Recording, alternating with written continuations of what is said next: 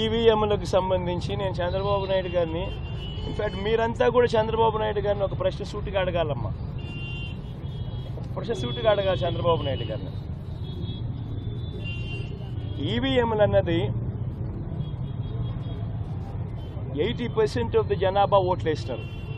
Record polling 80% జనాభా వెళ్ళి polling బూత్లో బటన్ నొక్కినారు. బటన్ నొక్కిన తర్వాత వాళ్ళు ఏ పార్టీకి ఓటు వేశారని వీవీప్యాట్లో వాళ్ళకి కనిపిస్తూ ఉంది. వాళ్ళకి వీవీప్యాట్లో వాళ్ళు వేసిన ఓటు వీవీప్యాట్లో వాళ్ళకి కనిపించే ఓటు రెండు మ్యాచ్ అయ్యాయి కాబట్టి వాళ్ళు సాటిస్ఫై అయ్యి బూత్లో నుంచి బయటకు వచ్చారు. ఈ 80% మంది ఎవరైతే ఓటు వేశారో ఎవడు కంప్లైంట్ చేయాల, ఏ ఓటరు కూడా కంప్లైంట్ చేయాల. నేనున్నాను, వెళ్ళి నేను ఫ్యాన్ గుర్తుకు నేను నొక్కిన తర్వాత వీవీప్యాట్లో నాకు సైకిల్ గుర్తు కనిపిస్తే నేను ఎందుకు గమ్మనుంటా? గమ్మనుండను కదా. బూత్లో అక్కడే నేను గొడవ చేసిండు, బూత్లోనే వెంటనే కంప్లైంట్ లాంచ్ చేసిండు, బూత్లోనే అన్ని చేసిండు కదా. అట్లా ఏ పార్టీకి ఎవరన్నా కానీ ఇలా ఓటు వేసిన తర్వాత వీవీప్యాట్లో వేరే పార్టీకి ఓటు వేసినట్టుగా ఎవరికి కనిపించలేదు కాబట్టి 80% మంది జనాభా ఓట్లేసిన ప్రతి ఒక్కరూ సాటిస్ఫై అయ్యి ఎటువంటి బూత్లో కానీ బూత్లో కంప్లైంట్ ఇవ్వడం కానీ పోలింగ్ ఆఫీసర్ దగ్గర కంప్లైంట్ ఇవ్వడం కానీ ఎటువంటి ఎక్కడ జరగల. ఇవన్నీ చంద్రబాబు నాయుడు గారికి తెలిసి తాను ఎవరికి ఓటు వేసాడో తనకే తెలియదని చెప్పి సినిమాలో ఒక సినిమాలో విలన్ పాత్ర పోషిస్తూ డ్రామాలు చేయడము ఎంత మటుకు ధర్మం చంద్రబాబు నాయుడు గారిని అడుగుతా ఉన్నా. ఇంకొకటి రెండో విషయం, ఇంకోటి చంద్రబాబు నాయుడు గారిని అడుగుతా ఉన్నా. పోలింగ్ మొదలయ్యే ముందు ప్రతి పోలింగ్ బూత్లోనూ అన్ని పార్టీలకు సంబంధించిన పోలింగ్ ఏజెంట్లు అక్కడ కూర్చుంటారు. వాళ్ళందరూ కూర్చున్న తర్వాత ఈవీఎంలు వీళ్ళందరూ చెక్ చేస్తారు, వీళ్ళందరూ టెస్ట్ చేస్తారు. 50 ఓట్లు మాక్ పోలింగ్ చేస్తారు. 50 ఓట్లు మాక్ పోలింగ్ చేస్తారు ఈ పోలింగ్ ఏజెంట్స్. వాళ్ళు నొక్కిన గుర్తు వీప్యాట్లో వాళ్ళకు స్లిప్ ఏదైతే బయటకు వస్తుందో ఆ గుర్తు రెండు మ్యాచ్ అయినాయా లేదో చూసుకుంటారు. చూసుకున్న తర్వాత వీళ్ళు సంతకాలు పెడతారు.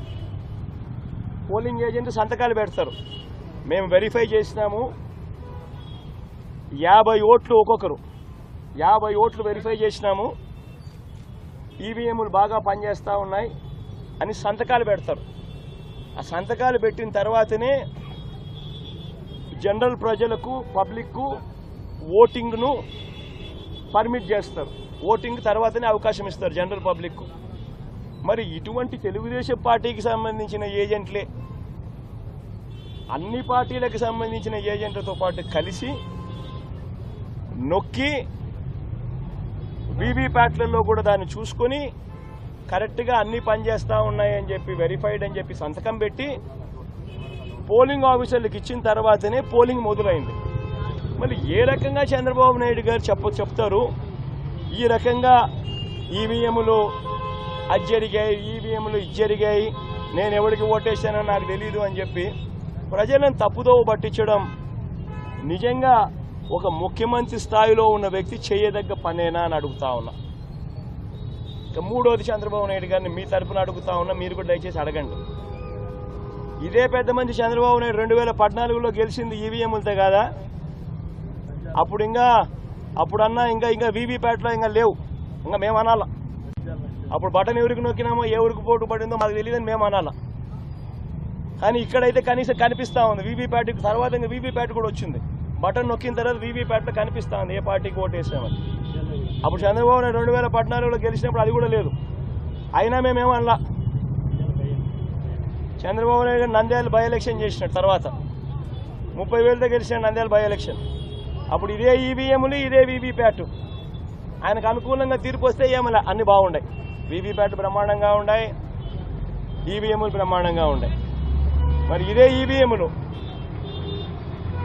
జనరల్ ఎలక్షన్స్కు 3 నెలల ముందు రాజస్థాన్, ఛత్తీస్గఢ్, మధ్యప్రదేశ్ 3 రాష్ట్రాలలో కాంగ్రెస్ పార్టీ గెలిచింది, ఇంక్లూడింగ్ కర్ణాటకలో కూడా 4 రాష్ట్రాల్లో కాంగ్రెస్ పార్టీ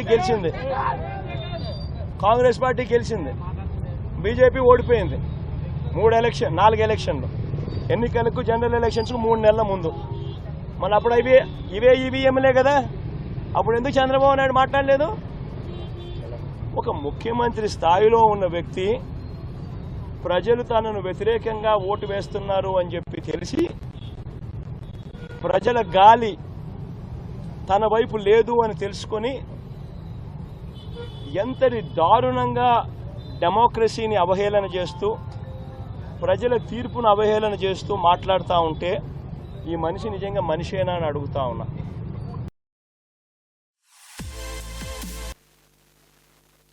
జరిగిన పరిస్థితి అందరికీ కూడా తెలిసిందే. గత చరిత్రలో ఎప్పుడూ జరగని విధంగా ఏకంగా 99% వాగ్దానాలు అమలు చేశాం. ఎప్పుడు జరగలేదు ఆంధ్ర రాష్ట్ర చరిత్రలో కానీ దేశ చరిత్రలో కానీ. ఈ మాదిరిగా మేనిఫెస్టో అన్నది ఒక పవిత్ర గ్రంథంగా భావించి అదొక బైబిల్ గాను, అదొక ఖురాన్ గాను, అదొక భగవద్గీత గాను భావిస్తూ టిక్కు పెట్టమని చెప్పి ప్రతి ఇంటికి పంపించి టిక్కు పెట్టమని చెప్పి ప్రతి అడుగుతూ ఆ ప్రతి అక్క చెల్లెమ్మల ఆశీస్సులు తీసుకుంటూ ఆ ఇంట్లో ఉన్న అవ్వాతాతల దీవెనలు తీసుకుంటూ ఏ రోజు కూడా ఈ మాదిరిగా బటన్లు నొక్కడం, ఏకంగా 2,70,000 కోట్ల రూపాయలు ఎటువంటి వివక్ష లేకుండా, ఎటువంటి లంచాలు లేకుండా, ఏ నెలలో ఏమిస్తామో అని ముందే చెప్పి క్యాలెండర్ ప్రకటించి ఆ నెలలో అది తప్పకుండా ప్రతి సంవత్సరం తూచా తప్పకుండా ప్రతి సంవత్సరం అది జరిగేట్టుగా చేస్తూ ఏకంగా 2,70,000 కోట్ల రూపాయల వివిధ పథకాల ద్వారా మాట తప్పకుండా జరగడం కూడా గతంలో ఎప్పుడూ కూడా చూడలేదు, జరగలేదు. ఇవన్నీ కూడా నేను ఏదైతే చెప్తా ఉన్నానో ఇవన్నీ ఎప్పుడూ చూడని మార్పులు, గతంలో ఎప్పుడూ జరగని సంస్కరణలు. విద్యారంగంలో అయితేనేమి, వైద్య రంగంలో అయితేనేమి, వ్యవసాయ రంగంలో అయితేనేమి, సామాజిక న్యాయం అంశంలో అయితేనేమి, మహిళా సాధికారత అంశంలో అయితేనేమి, గవర్నెన్స్ విషయంలో అయితేనేమి ఎప్పుడూ జరగని చూడని సంస్కరణలను కూడా తీసుకొచ్చు. ఇవన్నీ నేను ఏదైతే చెప్తా ఉన్నానో ఇవన్నీ మనం చేసి చూపించి ప్రజల మన్ననలు పొందిన తర్వాతే ఎన్నికలకు వెళ్ళాం. ఎన్నికల్లో ఏమైందో తెలీదు. 5 సంవత్సరాలు కళ్ళు మూసుకుంటే సార్ అయిపోయింది. 5 సంవత్సరాలు